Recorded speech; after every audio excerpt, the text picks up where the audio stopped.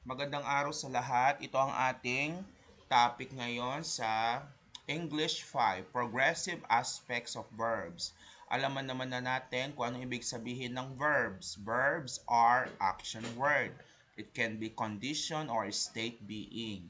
Natulog ko na rin ang helping verbs, linking verbs, sense verbs, and transitive verbs. Ngayon, meron tayong progressive aspects of verbs. Meron tayong tatlo progressive aspects of verbs. Pero bago yan, pag-aralan muna natin kung anong ibig sabihin ng progressive forms of verbs. Tandaan natin ha, ang progressive forms of verbs, laging may ing ang verb. No? Laging may ing ang verb. At dito, malalaman natin kung kailan nangyayari ang verb. Okay, kailan nangyayari ang verb. So narito ang example kung paano mabuo ang verb into ing form or progressive form. So meron tayong mga base form of the verb which is send and protect. Yung send magiging sending. Bakit? Kasi ang progressive form, nilalagyan siya ng ing sa tulo. So kayong send magiging sending. Yung protect magiging protecting. Yung take, taking. Yung shake, shaking. Oh. Yung plan, planning. At yung run, magiging running. So, yun yung mga progressive form of verbs. Tandaan nyo na, ang progressive form of verbs, nilalagyan ng ing sa dulo. Okay? Pumunta tayo dito. Ito ang ating formula sa pagbuo ng progressive. Kailangan ng mga helping verbs na verb be, tapos yung verb na ing, kapag pinagsama mo yan, verb be plus ing form of the verb equals progressive form. Lalabas yung progressive form. Okay? Katulad nito, ang una nating progressive form, everybody say present progressive form. Tama. Present progressive form ang ating tatalakayin ngayon.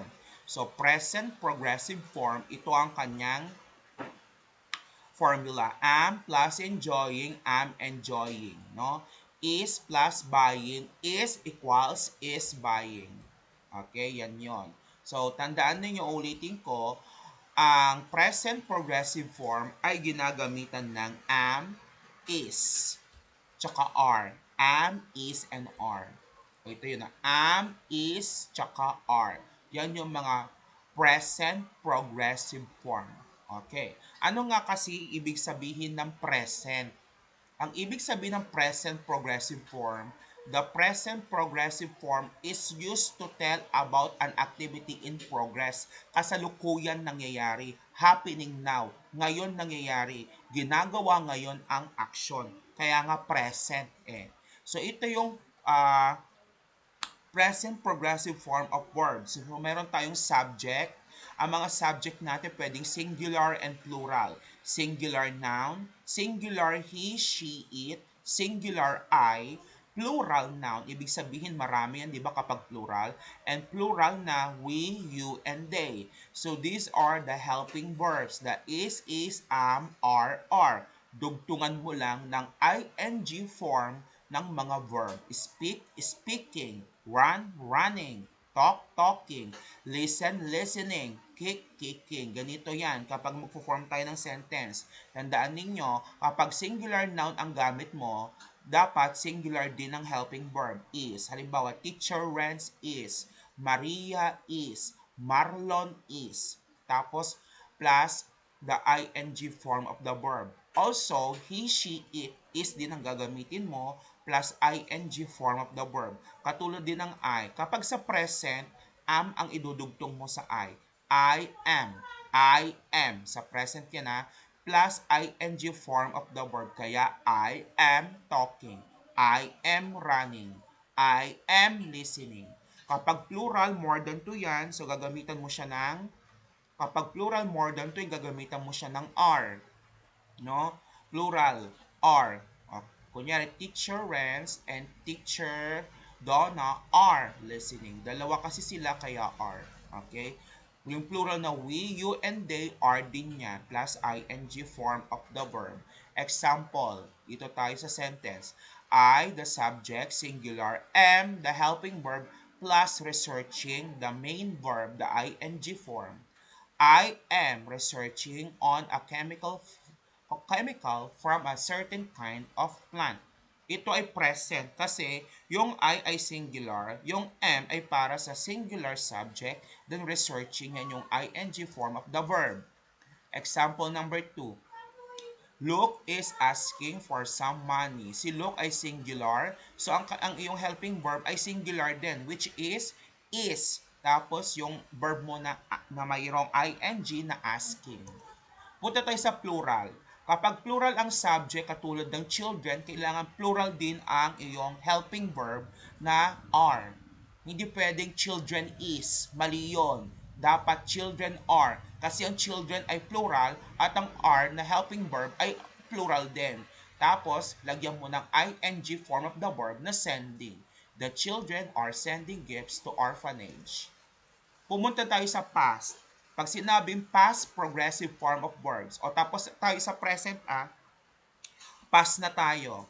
The past progressive form is used to tell about an action going on at the same time as another action in the past. Ibig sabihin, tapos nang gawin ang action, nangyari na ang action, tapos na ang action. Ibig sabihin past. So, ang past gumagamit ng was and were plus ing form of the verb katulad nito. Sa past progressive to was plus thinking, was thinking. Were plus carrying, were carrying. Tandaan ninyo, ang past progressive, hindi siya katulad na present na mayroong is, are, and am. Ito ang ginagamit ni past, was and were. Ulitin ko, was and were ang ginagamit ni past. O, ganito din. Kapag singular noun, was ang gagamitin mo. He, she, it, singular din yan, was ang gagamitin mo. Kapag I, was din. Kapag plural, were. Kapag we, you, they, were din ang gagamitin mo. No? Kapag singular ang subject, was. Kapag plural, were. Tapos, dugtungan natin ng mga verb na mayroong ing. Example, Mary was washing. Si Mary ay singular subject, was ay isang singular helping verb, washing is the main verb. Bakit was ang ginamit natin? Kasi nasa past tayo, wala tayo sa present. No. Ganito din, the plural noun, yung subject natin ay plural kasi yung boys may s, kaya plural. Kaya ang gagamitin mo ay were kasi plural yung subject mo, hindi pwedeng was, no? Tapos dagdagan natin ng verb na mayroong ing. The boys were washing. Okay? Lastly, pumunta naman tayo sa future progressive tense. So, makinig. Pag sinabing future, the future progressive shows an action that will be happening at a particular time in the future. Pag sinabing future, mangyayari yan o mangyayari pa lang ang action. Gagawin pa lang ang action. Gagawin ng action sa future. Itong formula mo. Subject, will be, tapos verb na ing. Ito yung example na sentence. Will be studying. I will be studying tonight. I, na subject, tapos will be, tapos verb. She, subject, will be traveling. We, yung subject, yung will be, tapos attending. They will be playing. The teacher will be discussing. Minsan gumagamit din tayo ng shall be.